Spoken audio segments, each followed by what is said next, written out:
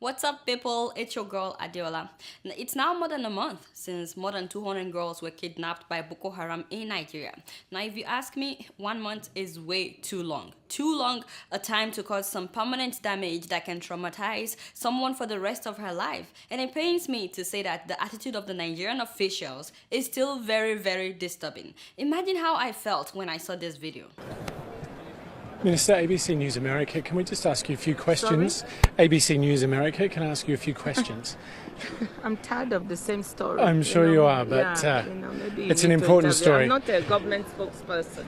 Wait. Did she say that she's tired of the same story? Well, madam, no, seriously. So long as the girls are out there, we have to keep talking about it. Amnesty, though, says that the security forces knew about this beforehand. I cannot answer those questions. I'm Minister of Finance. I can only tell you the full commitment of this government to fight. The government is doing everything. The government has sent additional troops. The government is doing aerial surveillance. The government is working with companies that have satellite. The government is working with the U.S., is waiting for the promised help from all the sources that are pledged. What they want is they wanted to stop the world community from coming here. That's why they did that. Wow. Too many things bother me in her statement. While I appreciate her listing what the government is doing, because quite frankly, we really don't know what our government is doing about this issue. However, I can't believe that Madam Ngozi actually believes that these girls were kidnapped in order to stop her party of the year. You know, the World Economic Forum. That is all she cares about. This is the second largest ever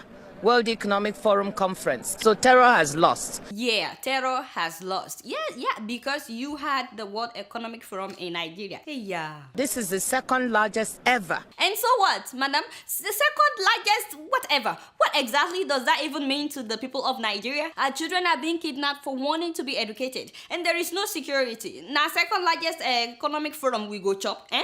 Does this woman listen to herself at all? The world should support Nigerians to stand together and support also our military who are putting their lives on the line. You know, I'm not undermining the efforts of the Nigerian military, but since these girls were kidnapped, I haven't heard of the military embarking on a rescue mission. You get what I'm saying? I mean, what I've heard was that civilian JTF, you know, vigilantes in Calabalge, that is a local government in northeast of Borno, that these people fought back when Boko Haram came to attack them. They killed more than 200 Boko Haram members. These were civilians. They didn't have sophisticated weapons like the army. And not only that, in Adamawa, civilians also killed Boko Haram. I'm not saying that the Nigerian military has not tried, but I wouldn't exactly say that they are putting their lives online for these girls. I'm sure that if that BBC guy were to be a Nigerian journalist, that interview might have ended differently. I'm just wondering why we borrowed money from China since you paid off some Where are debt you not from? long ago.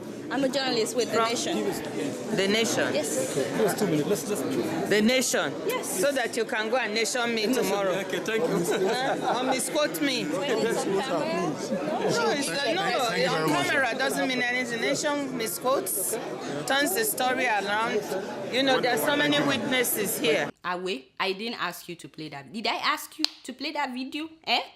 But that was Madam lecturing a journalist of the Nation newspaper instead of her answering the question. A simple question. I am, however, very sure that Madam Ngozi's answer would have been different, you know, if one of those girls kidnapped were to be her daughter. I'm sure that the headlines for the past 1 month would have been Ngozi's daughter and others kidnapped. You get what I'm saying? And if nothing has been done by now, some officers in Nigeria would have been fired. And of course, she would not put the economic forum ahead of her daughter's safety. And forget about Madam Ngozi. What about Mr. President? I think it is very, very shocking that the Nigerian president has refused to visit the town where these girls were kidnapped or even send any delegates to console the parents. I mean, I saw in the papers that he was going to visit them. That was 31 days after the girls were kidnapped. And everybody was like, oh, finally, after a month, Mr. President is going to visit. And the next thing I heard was that, oh, he cancelled. He can no longer go. Now he's going to Paris. And of course, he's going to Paris to seek more help for the girls. I said, does that make any sense? And you are telling me that you're going abroad to get help for people that you cannot even visit to see how they are doing. Where is that done? They said that he never planned to go in the first place that it's just the media that have been shouting. I said, oh, even if you didn't plan to go, that was an opportunity for you to do something noble. That was an opportunity for you to go and visit these parents. You know, all these parents want right now in Chibok is just to know that somebody in the Nigerian government cares about them. Because right now they feel like they have been forgotten. A whole month has passed. If any parent would have heart attack by now, don't you think that a month is more than enough? I mean, even hypertension from constantly thinking about your daughter and wondering where she is, what is being done to her. You know, I mean, I've read of many of these parents who have fallen sick in Chibok. I know that most of them have not been eating as they should, and they probably stay up every night praying, crying, and worrying about what could be happening to their daughters. If you are a parent, I'm sure that you know what I'm talking about. If your girl is out there for more than a month, I can imagine you sleeping at night. And to be honest, this government is making it really, really hard for us to believe that they truly care, even after other countries have sent help. Or how do you explain policemen disrupting the Bring Back Our Girls protest in Nigeria? I mean, someone must have sent them. I don't think policemen would just come on their own. More than 50 policemen tried to stop this protest in Abuja, Abuja of all places, dragging protesters, pulling them. Here is Dr. Obi Ezekwesili refusing to leave the protest ground. I really, really appreciate her courage, by the way. And they also tried to stop other people from joining. I just parked my car over there and I was trying to cross the road, and the policemen are telling me that they have been instructed not to allow more people to come and join this. Okay, I'm a mother, and I cannot imagine 2 hours. 2 hours. I will not survive 2 hours of not seeing my child.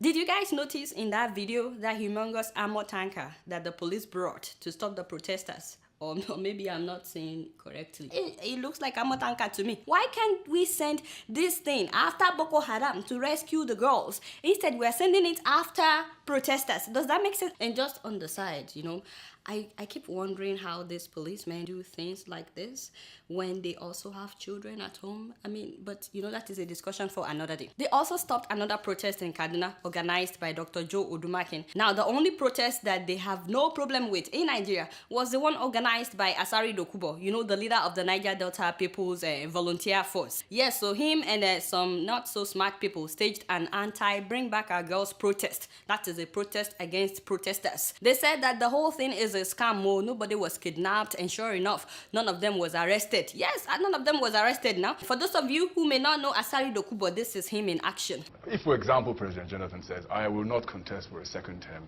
in office, he no fit. Would you force him to? He no fit.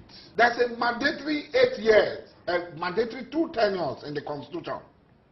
Now you go. When you go reach your license, no only one thing. You don't go come home now. Meanwhile, I'm glad that his group would no longer be protesting since the video of the girls surfaced. I'm glad that now everybody cares about these girls since we've seen the faces of some of them.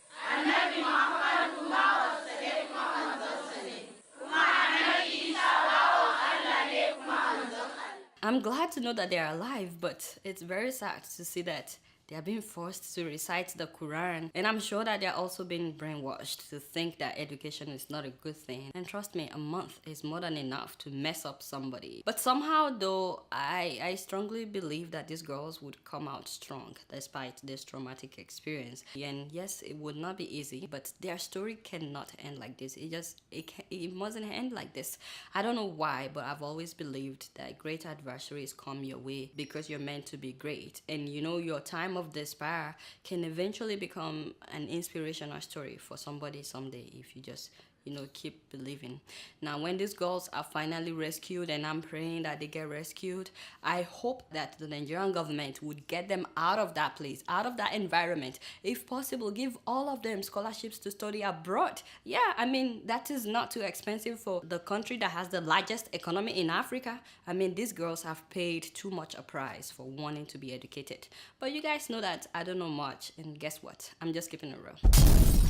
Now, still on politics, South Africans just concluded their presidential election, and my man, Jacob Zuma, has been re-elected as the president for the next 5 years. Now, a lot of people reported that the election was well conducted, and of course, you guys know that I don't like to gossip. I beg, waiting be my own. But I've been hearing a lot of rigging reports. Yeah, I've been hearing that election was rigged. I was so disappointed though, because the ANC started well, fighting for freedom during apartheid, and in fact, that was Mandela's party, but now they have become like the PDP of Nigeria. I heard that ballot papers disappeared at some polling stations. Hey, and it was not the witches and wizards that stole them. I'm telling you, they just disappeared. In fact, in some places, I heard that several ballots were found in trash cans.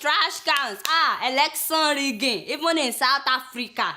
In fact, 3 voting tents were set on fire during the overnight protest in Barkersdale. Again, I'm sorry if I didn't pronounce these names correctly, but not only that, I saw a video that really disturbed me. It's a video of the ANC supporters beating up a woman. They beat her to death because she did not support ANC. I must warn you, this video is graphic, but we need to take a look at what happened in South Africa.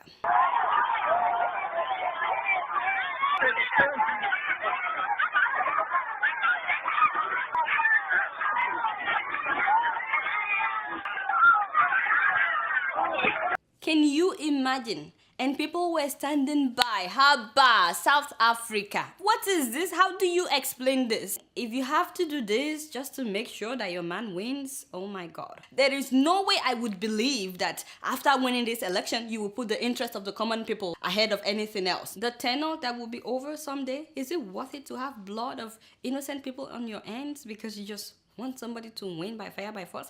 I keep asking, how do these men sleep at night after clubbing down a woman? And it's a shame because a lot of people actually look up to South Africa. But you know, I won't stop talking about issues like this until we have a change. And guess what? I'm just keeping it real. So I don't want to leave you guys depressed, so let's talk about something inspirational. I like to share a story that has really inspired me, and I'm hoping it will inspire you as well. You guys know that I love inspirational stories. It helps me to keep going with what I'm doing. Now, this person is not African, but Africans are already benefiting from what he's doing. So I thought, hey, why not? Why not share his story? So Adam Brown was still a student when he visited India on a trip. Now, while he was in India, a little boy was begging for money, and Adam asked the boy, what would you like if you could get anything in the whole world? What would you like? And the boy was like, well, I would really love a pencil. So Adam was really surprised, but what, a pencil? But you know, he had a pencil with him, so he gave the little guy a pencil. And his face lit up. He couldn't believe that he was getting a pencil. Now, upon further inquiry, he realized that, wait a minute, this boy has never been to school. So he decided this is not right, that everybody should be able to go to school. Everybody, no matter what family they are from, no matter if they are rich or poor, everybody should have an opportunity to go to school. So the more he thought about it, even after he came back from his trip, the more he felt like doing something. So he came up with an idea to build a school in a poor community. So he graduated from college and he worked on Wall Street for a couple of years, I think about 2 or 3 years. Right after that, he quit his job to go after his dream of building a school, and everybody thought he was crazy. He started a foundation called Pencils of Promise with the sole aim of building a school. Now, that was about 5 years ago on his 25th birthday. That was the day that he opened an account for this foundation with $25, just $25. Then he organized a party and invited all his friends over to donate $25 each, and the money was still not enough. A lot of people told him, this is not possible. You may as well go back and get your job on Wall Street. But you know, instead of being discouraged, he opened a Facebook page to raise more money, and he built a website where every donation was made transparent, so more people were motivated to donate. And at the end of the day, he didn't build one school. I'm telling you, the guy did not build one school. Instead, he has built more than 200 schools, more than 200 in 4 countries. He's built schools in Laos, in Nicaragua, and in Guatemala, and of course Ghana. You get what I'm saying? I'm like, that's an African country, which is why I need to talk about this. So his foundation not only builds schools, but they train teachers, they fund scholarships for students to further their education to the best secondary schools in town. And by the way, all the children in his school are performing twice as better other schools. So far, more than 22,000 students have benefited from this program. More than 22,000 young people. Do you know what any of them could become in life? And you know, it's all because Adam decided to make a difference. Today, his company has become more successful than he ever thought would be possible, and they continue to build more schools even as we speak. He was on Forbes 30 under 30 list, as well as Wired Magazine's 50 people who are changing the world list. And he was also selected as one of the World Economic Forum's first 10 global shapers. And not only that, he has also been a featured speaker at the White House, the United Nations, and the Clinton Global Initiative. And he just became the author of a New York Times bestseller. I'm talking about the book titled Promise of a Pencil, How an Ordinary Person Can Create Extraordinary Change. So I shared his story with you today to hopefully inspire somebody, especially if you're hoping to make a difference and if you're trying to go after your dreams and it looks like you have too many obstacles on your way. Just so you know, after conceiving the idea, it took Adam about 4 years to actually take the first step of opening an account with $25 for this project. So it did not take off right away. In fact, after that, it took months and even years of diligent planning and hard work. In fact, he talked about staying up at night, working diligently every night before something tangible happened. So don't be discouraged wherever you are today. If you've tried and it looks like nothing is working out, please keep trying, keep trying. You never know, you may just be right there. Maybe you're about to get your breakthrough, you know, you may just be right there. And if you're already doing something and you like for me to talk about it, please feel free, you know, to send me details. I've talked about a Nigerian couple in Texas that build libraries in rural villages in different African countries. I've talked about a Cameroonian doctor that performs free surgeries for the less privileged every weekend in Cameroon. He has been able to help more than 32,000 people since 2008, and he made it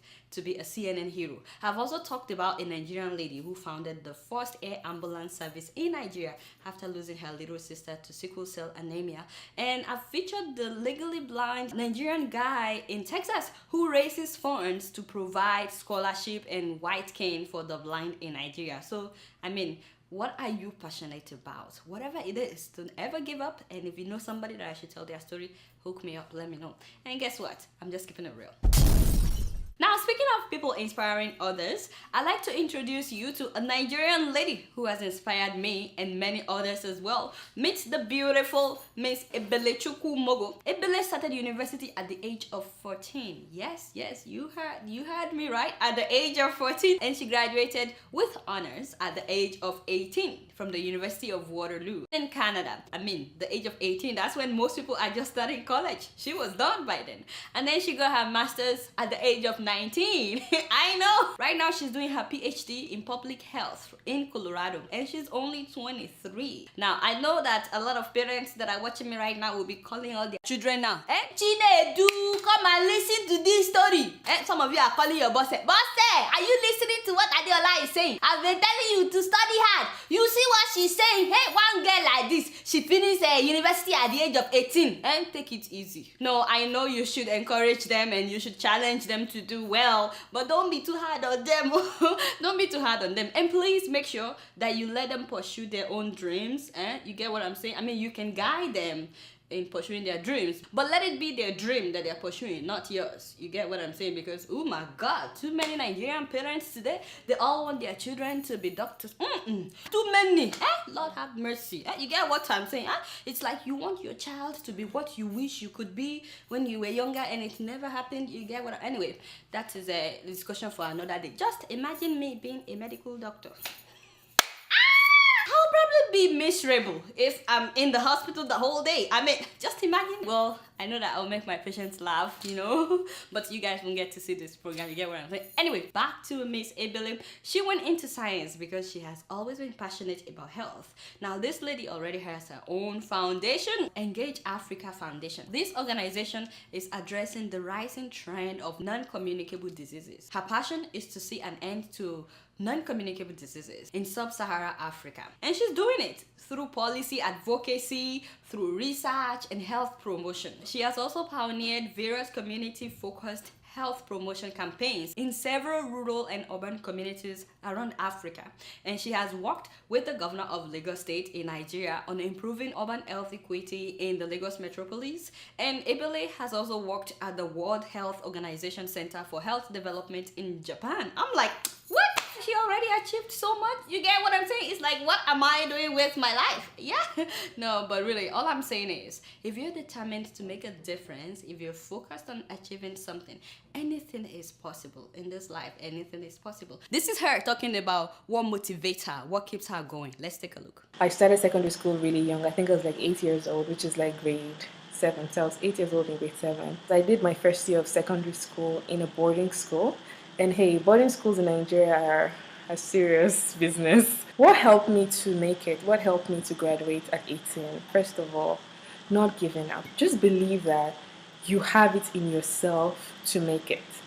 That's what I believe. I believe that if I give my best, I can be anything. If I want something and I give my best, I have a right to get the best when I give my best. I mean, isn't that inspiring? Now, in light of these two stories, her story and Adam's story, have compiled a list of some organizations that fund ideas and give grants, scholarships and so on. Try your luck. You just never know. Even if you live in Africa, that's not an excuse. There are some grants that will support your vision if well packaged. You know, there are some grants that are targeting projects in Africa. You know, I do well, my sister, and kudos to you. Feel free to contact her on her Twitter page, her Facebook page, and her website. And guess what? I'm just keeping it real. Moving on to Cameroon. Now, this is a bittersweet story, and it shows what happens when African leaders, African governments, don't care about their citizens abroad. Now, I'm talking about the story of Tonan Emmanuel Njong. I'm sorry if I didn't say his name correctly. This man was teaching English in China. He was an English teacher. Until one day, the Chinese police arrested him for fraud, a crime that he said he never committed. There was never an evidence that he actually committed fraud, but he was held in a detention center for 10 months while he was waiting for a government-sponsored lawyer. First of all, you know that detention centers are not fun at all. It's like one of the worst places you can put an immigrant. So in that 10 months, he was not allowed to contact any friend or family. So everybody just believed that he disappeared. They actually thought that he died because he couldn't communicate with anybody, not any friend, not any family member. Now, if the government has a case against you, I don't think that a government-sponsored lawyer can help you. Do you think so? So in the end, they sentenced him to prison where he was working from 6 in the morning every morning, either weekend or weekdays, every morning, 6 in the morning till 10 p.m. Sometimes making paper shopping bags. I'm talking about paper bags that you will see in so many stores here in New York, across the US, you know, so many stores that are using these paper bags, or assembling electronics, or even sewing garments. These were the things that he was doing. And because they were being monitored 24 hours a day, he couldn't try to escape. However, they had a paper and pen to record their quota every day. So he stole the paper and pen to write a secret letter under his blanket at night. Pretending to be sleeping, he wrote a help letter describing where he was kept and what was going on, and he was able to write 5 copies of this help letter, and he snuck each one of them inside the paper bags that he was making, hoping that someday somebody would see it and that he would be rescued. And he made sure that he added his picture. Fortunately for him, one woman in New York got one of the 5 paper bags when she went shopping at Saks. I mean, that's a designer shop on 5th Avenue right here. It's like, I can't even believe that something like that could happen. When she was unpacking her shoes, it was like something fell on the floor. So when she picked it up and saw the letter, she sent the letter to a Washington-based advocacy group that was founded to fight human rights abuse in Chinese prison. So they started investigating, you know, trying to see how they can save this guy. But unfortunately, they got stuck. They couldn't find the guy. Now, the Homeland Security also got involved when they couldn't find the guy. But the case was dragging for years. This guy was still in prison. But, you know, luckily for him, the Chinese prison decided to release him after 3 years. They said that he was well behaved. So they deported him back to Cameroon. I'm thinking that it's possible that someone had hinted them that they're looking for this guy, you know, maybe that's why they released him. I mean, because it's so unlike them to release prisoners. Anyway, I'm saying this just to plead with my African brothers and sisters who are planning on moving abroad, please be very careful where you go. Make sure that first of all, that they speak a language that you understand, because language barrier can cause all kinds of trouble. Several times I've heard of Africans being harassed in China. The saddest part of the story is when they take you to court, they will do everything in their language. So you may not even know what they're saying about you, and you're right there. So make sure that you go to a country where you at least understand the language. And also, please, as much as possible, stay in touch with your family members at home so that somebody will ask after you if you should ever disappear. Somebody should raise an alarm. They should have people looking for you if you ever disappear. Now, having said that, I do have a problem with all these Western stores that are using forced labor. I mean, can you believe? Haven't we talked about this long enough? Using cheap labor in China, in different parts of the world. These are my African brothers and sisters that are paying the price. Can you imagine? How many people do we know that have been in the same shoe with this guy? We only know about his story. You never know how many people have lived like that for years and died like that. But can we blame them when our own government doesn't really care about us? I was so heartbroken that the Cameroonian embassy in Beijing and Washington refused to comment or even fight for this guy. You know, they did not answer phone calls or return emails for comments. It's like, what? When will our embassies abroad realize that they are supposed to do more than issue passports and visas? And this is not peculiar to Cameroonian embassies, by the way. Nigerian embassies, they cannot be left out. Yes, you all know what I'm talking about. Our embassies are supposed to be our home away from home, but they treat us like we're nothing. You know, we're supposed to hold programs, events at the embassies, but you know, you go to the embassy, they talk to you as if you have come to beg for something. And I've talked about this in one of my episodes, so I won't go into details, but this guy probably wouldn't have spent 3 years in prison if his embassy went after him when they realized that he's missing. If they had raised an alarm, if they had tried to find him, maybe he wouldn't have spent 3 years of his life in the Chinese prison. But I'm hoping that he won't just go through this, that our embassies and our government would do more in protecting the lives of their citizens abroad. Nigerian government, Cameroonian government, all these African governments, I hope that they will do more in protecting the lives of their citizens abroad. Do we even know how many Nigerians are abroad? Do we have a record so we can be up to date in terms of their welfare and their well-being? But I'm just glad that my brother is back and now he has relocated to Dubai and he actually has a life now in Dubai. I'm very happy for him, and you know, I don't know much anyway, but guess what? I'm just keeping it real. Oh, before I leave today, I got a lot of compliments about last week's episode. A lot of people were praising Koledowo for the video at the end. And, you know, as much as I appreciate it, I just would like to say that we actually did not mix that video. That was actually produced by Kate Connect and they put it on YouTube. So all kudos goes to them. You just have to know where to look to find. You get what I'm saying? And we'll end with another one this week that was produced by somebody called Omo Baba and it's also on YouTube. But thank you, Koledowo, for finding that video and for doing a great job. You know, everybody loves you. Thank you so much. You know, I do well. All right, y'all, it's been real and I'm keeping it real right up in here. Until next week, I must see y'all later. Peace out. When women cry, then there is trouble.